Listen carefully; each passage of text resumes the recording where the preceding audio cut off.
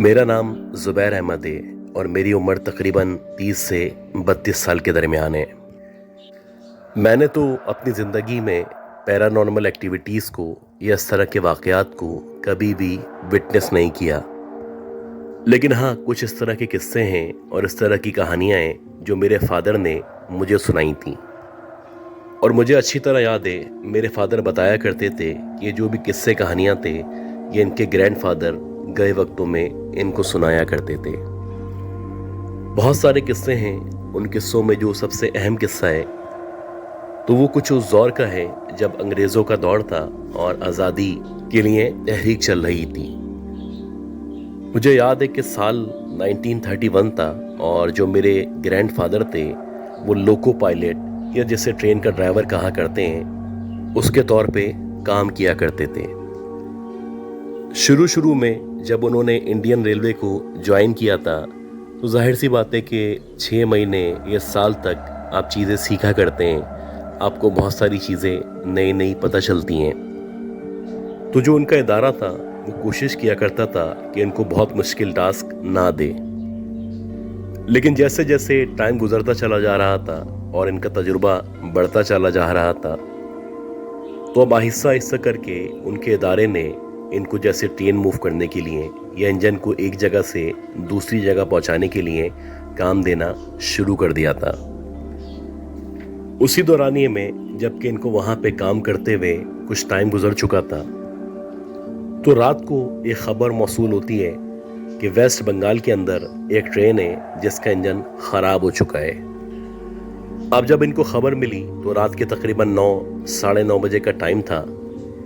जनवरी का महीना चल रहा था और बहुत ज़्यादा सर्दी हुआ करती थी। खैर, जब ये खबर मिली तो मेरे जो परदादा थे या मेरे जो ग्रैंडफादर थे, उनको कहा गया कि आपको इंजन लेके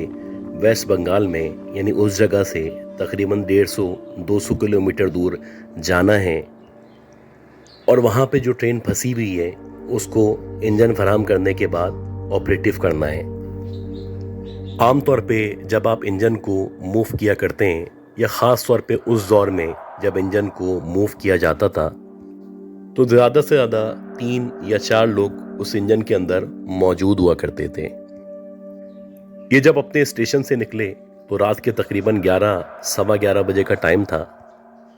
और इनका यही ख्याल था कि क्योंकि इंजन की जो स्पीड है वो इतनी ज़्यादा नहीं हुआ करती या उसको उस वक्त ख़ास तौर पे कम स्पीड से चलाया जाता था, तो एक्सपेक्टेशन यही थी कि 2 से ढाई घंटे के अंदर अंदर ये उस जगह पहुंच जाएंगे। अब ये जो रास्ता था, ये जो भी ट्रैक था, मुकम्मल तौर पे वीरान था। इसके करीबो जवार में जंगलात मौजूद थे और दूर दूर तक ना किसी आबादी का नामो निशान था और ना ही किसी भी किस्म के इस तरह के आसार मौजूद थे। अब एक लोको पायलट की हैसियत थी, जब ये इंजन लेके उस मंजिल की तरफ रवाना हुए तो ये बहुत ज़्यादा खुश थे क्योंकि इनका ये पहला तजुर्बा था जो सोलो था या जिसमें ये लीड कर रहे थे। शुरू के जो 25 या 30 मिनट का सफ़र था ये बिल्कुल इत्मीनान बख्श था और सब कुछ अच्छा चल रहा था। लेकिन जैसे ही आधे या पौन घंटे का सफ़र ख़त्म हुआ तो इन्होंने देखा कि ये जो रेलवे ट्रैक है जहाँ से ये इंजन लेके उस मंजिल की तरफ जा रहे हैं, उस ट्रैक के ऊपर इनको दूर से ऐसा लगा कि कोई है जो ट्रैक के ऊपर चल रहा है और जो भी है वो अकेला नहीं है, शायद 2 या 3 अफराद हैं जो मेन ट्रैक के ऊपर मौजूद हैं। अब पहले इन्होंने अपने तौर पे विसिल दी या हॉर्न दिया, क्योंकि आमतौर पे ऐसा हुआ करता है कि अगर आप लोगों को इंटीमेट करें तो वो साइड में हट जाया करते हैं या ट्रेन को गुजरने का रास्ता दे दिया करते हैं। लेकिन काफ़ी दफ़ा विसिल देने के बावजूद जब उस तरफ से कोई रिस्पॉन्स नहीं मिला और इनके और उन लोगों के दरमियान जो फासला था वो कम से कम होता चला जा रहा था, तो अल्टीमेटली इन्होंने यही डिसाइड किया कि अब इस इंजन को यहाँ पे रोक देना चाहिए। बज़ाहिर ऐसा लगता है कि जो भी इस ट्रैक पे चल रहा है वो शायद खुदकुशी करना चाहता है। अब जैसे जैसे ये उसके मज़ीद करीब पहुँचे और उसके बिल्कुल करीब पहुँच के जब उन्होंने इस गाड़ी को या इस इंजन को रोका तो इन्होंने देखा कि वो एक औरत है जो ट्रैक पे चल रही है तकरीबन उसका 6.5-7 फीट के दरमियान कद है और उस औरत के बिल्कुल बराबर में 8 या 9 साल का कोई बच्चा है जो उसके साथ मौजूद है। अब क्योंकि वो आगे की तरफ मुंह करके चल रही थी, उसकी जो बैक साइड थी वो नजर आ रही थी, तो बज़ाहिर ऐसा लग रहा था कि कोई गांव की औरत है, उसने सफ़ेद कलर की साड़ी पहन रखी है और शायद वो अपने बच्चे के हमरा खुदकुशी करना चाहती है। बहरहाल जब इन्होंने उस इंजन को रोका और रोकने के बाद उस औरत को आवाज़ लगाई और उसको चीख के कहा कि हटो यहाँ से, सामने से हट जाओ वरना तुम्हारी जान जा सकती है,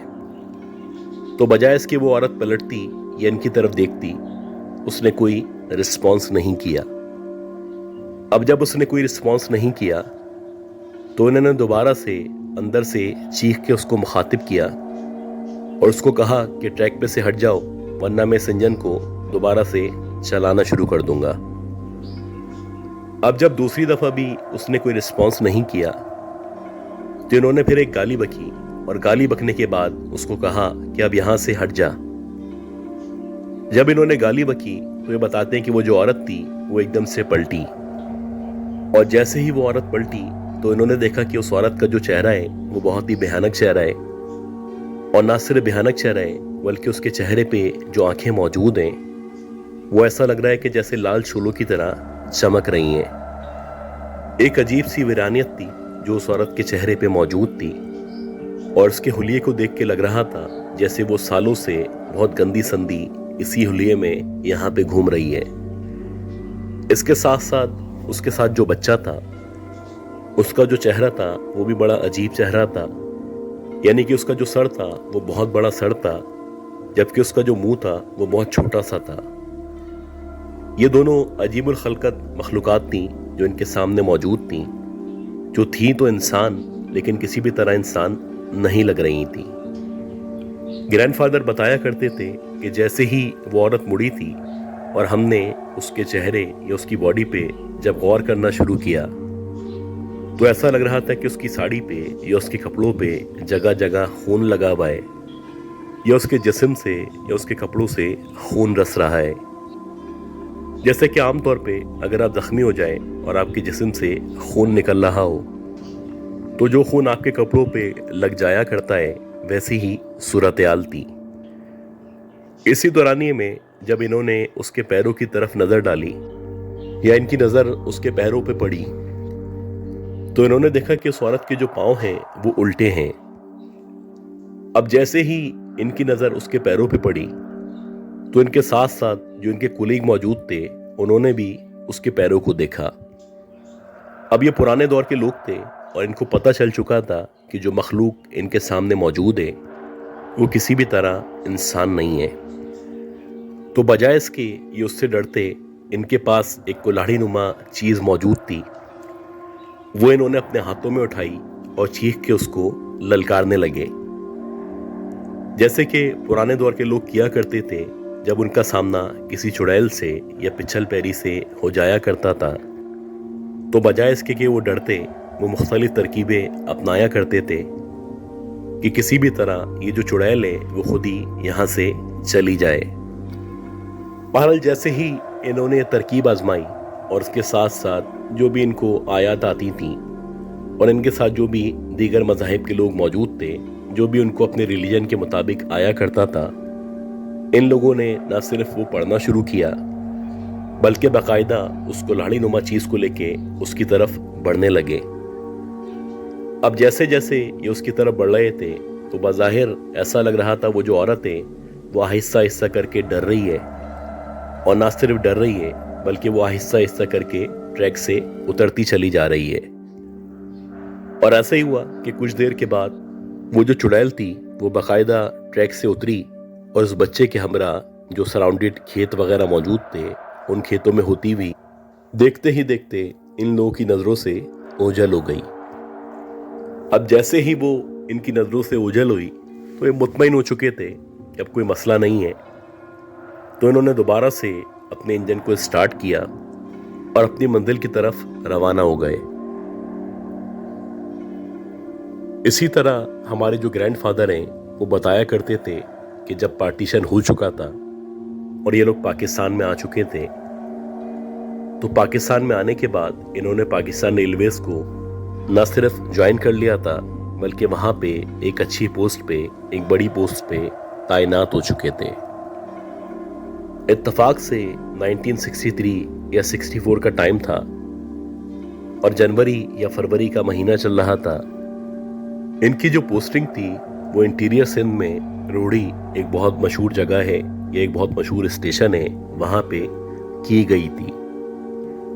اس دور میں کیونکہ اتنی زیادہ آمد و رفت نہیں تھی، اتنی زیادہ آبادی نہیں تھی، تو رات کے اوقات میں اس اسٹیشن سے 2 یا 3 ٹرینیں گزرا کرتی تھیں، اور یہ جو آخری ٹرین تھی یہ 2 یا 2:30 بجے تک گزر جایا کرتی تھی، اور پھر صبح 9 بجے تک کوئی بھی ٹرین وہاں سے نہیں گزرا کرتی تھی۔ تو ویسے ہی آخری ٹرین جا چکی تھی اور یہ جو اسٹیشن ہے مکمل طور پہ سنسان پڑا ہوا تھا۔ ان کے گرینڈ فادر کے ساتھ ساتھ 1-2 لوگ تھے، یعنی اسٹاف کے لوگ تھے جو اسٹیشن پہ موجود تھے، اور یہ سارے کے سارے اپنے اپنے کمروں میں یا جہاں پہ بھی ان کے آفس موجود تھے وہاں پہ سونے کی یا ریسٹ کرنے کی کوشش کر رہے تھے۔ ان کے گرینڈ فادر بھی کروٹیں بدل رہے تھے اور کوشش کر رہے تھے کہ تھوڑی دیر کے لیے سو سکیں۔ اسی دورانیے میں ان کو اپنے کمرے کے باہر سے، یعنی جہاں پہ ٹریک موجود ہے، اس طرف سے شور شرابے کی آواز سنائی دی۔ اب اتنی رات میں، اس اندھیرے میں، سردیوں میں عام طور پہ کوئی وہاں پہ موجود نہیں ہوا کرتا تھا، لیکن جیسے ہی ان کو شور شرابے کی یا اس طرح کی آواز سنائی دی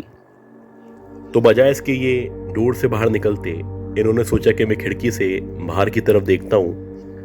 کیونکہ عام طور پہ رات کے اوقات میں چوری ڈکیتی کا یا اس طرح کے واقعات کا خطرہ ہوا کرتا تھا۔ اب جیسے ہی یہ کھڑکی کے پاس آئے اور کھڑکی سے انہوں نے باہر کی طرف جھانکنا شروع کیا تو انہوں نے دیکھا کہ جو ٹریک ہے، اس ٹریک کے بالکل برابر میں، یعنی جہاں پہ لوگ ویٹنگ ایریا میں ویٹ کیا کرتے ہیں یا بیٹھا کرتے ہیں، وہاں پہ تقریباً 11 یا 12 بہت لمبے لمبے لوگ موجود ہیں، اور یہ جتنے بھی لوگ ہیں یہ بہت زیادہ ایکسٹرا لمبے ہیں۔ ان سب کی جو چہرے ہیں، ان کے چہروں کے آگے ایسا لگ رہا ہے جیسے کوئی کپڑا یا چادر ڈلی ہوئی ہے، اور یہ شاید نماز کی تیاری کر رہے ہیں۔ ان کے سامنے دیکھتے ہی دیکھتے یہ جتنے بھی لمبے لمبے لوگ تھے، انہوں نے کپڑے نما یعنی چادر بچھائی، اور چادر بچھانے کے بعد ان میں سے ایک بندہ آگے آیا جو کہ امام صاحب کی جگہ پہ یا آگے آ کے کھڑا ہو چکا تھا، اور اس کے بعد ان میں سے ہی ایک بندہ بالکل اس کے پیچھے کھڑا ہوا تھا۔ یہ سارا کا سارا منظر یہ اپنی آنکھوں سے دیکھ رہے تھے، اور دیکھتے ہی دیکھتے وہاں پہ جماعت شروع ہوئی۔ اب جب یہ جماعت شروع ہوئی اور یہ نماز پڑھی گئی تو یہ 4 رکعتیں تھیں جو پڑھی گئی تھیں، اور ایسا لگ رہا تھا جیسے یہ جو لوگ ہیں یہ عشاء کی نماز ادا کر رہے ہیں۔ خیر، جیسے ہی ان لوگوں نے سلام پھیرا تو سلام پھیرنے کے بعد اسی دورانیے میں ان کے جو گرینڈ فادر تھے ان کے روم میں، یعنی ان کی گیٹ پہ کسی نے دستک کی۔ جیسے ہی دستک ہوئی تو الٹیمیٹلی انہوں نے پلٹ کے پیچھے کی طرف دیکھا، اور یہ سوچنے لگے کہ ہو سکتا ہے کہ شاید کوئی اسٹاف ممبر ہو جو اندر آنا چاہتا ہو۔ یہی سوچ کے جب یہ دروازے کی طرف بڑھے اور جا کے انہوں نے دروازہ کھولا تو وہاں پہ کوئی بھی موجود نہیں تھا۔ اب جب وہاں پہ انہوں نے کسی کو نہیں پایا تو یہ دروازے سے باہر نکلے، اور باہر نکلنے کے بعد اسی طرف آنے لگے جہاں پہ ابھی جماعت ہوئی تھی۔ یہ بتاتے کہ جیسے ہی میں وہاں سے گھوم کے کچھ سیکنڈ کے اندر اندر اس جگہ پہ پہنچا جہاں پہ ابھی نماز ادا کی گئی تھی، تو یہ دیکھ کے میرے اوسان خطا ہو گئے کہ وہاں پہ نہ کوئی موجود تھا، اور نہ ہی لگ رہا تھا جیسے اب سے 1 منٹ پہلے کوئی یہاں پہ موجود ہو یا یہاں پہ 1 منٹ پہلے جماعت قائم کروائی گئی ہو۔ اگر کوئی بھی لوگ اس طرح کا کوئی بھی سسٹم ہوتا ہے اور وہ وہاں پہ جماعت ادا کرتے ہیں تو عام طور پہ کچھ لوگ جماعت کے بعد دعا مانگتے ہیں یا وہاں پہ بیٹھے رہتے ہیں، لیکن اس 1 منٹ کے اندر اندر یہ جتنے بھی لوگ تھے جو ابھی یہاں پہ جماعت سے نماز پڑھ رہے تھے، یہ اللہ جانے 1 منٹ کے اندر اندر یہاں سے کہاں پہ غائب ہو چکے تھے۔ حالانکہ قریب و جوار میں بہت زیادہ کوئی آبادی نہیں تھی اور نہ ہی اس طرح کے لوگ موجود ہوا کرتے تھے۔ اگلے دن جب یہ مسجد گئے اور وہاں جا کے انہوں نے نماز ادا کی، تو نماز ادا کرنے کے بعد جب ان کی ملاقات اس مسجد کے امام صاحب سے ہوئی اور انہوں نے پورا کا پورا واقعہ ان امام صاحب سے شیئر کیا، تو وہ کہنے لگے کہ میرا خیال ہے کہ آپ نے جو جماعت ہوتے ہوئے دیکھی تھی، یہ جو لوگ اس اسٹیشن پہ آئے تھے اور انہوں نے عشاء کی نماز ادا کی تھی، وہ شاید جنات تھے، وہ انسان نہیں تھے۔ اسی طرح اب سے 3 یا 4 سال پہلے کی بات ہے، ہماری ایک کزن ہے، ان کی شادی کی تیاریاں چل رہی تھی۔ تو جیسے کہ عام طور پہ ہوا کرتا ہے کہ جب آپ کی کزن کی یا کسی بہت ہی قریبی جاننے والے کی شادی ہوا کرتی ہے، تو آپ لوگ وہاں پہ 1 ہفتے پہلے یا 10 دن پہلے چلے جایا کرتے ہیں۔ ویسے ہی ہماری فیملی، ہماری بہنیں، ہمارے گھر والے وہاں پہ موجود تھے اور سب اس شادی میں ان دنوں میں بہت زیادہ انجوائے کر رہے تھے۔ مجھے اچھی طرح یاد ہے کہ میری کزن کا نکاح ہوا تھا،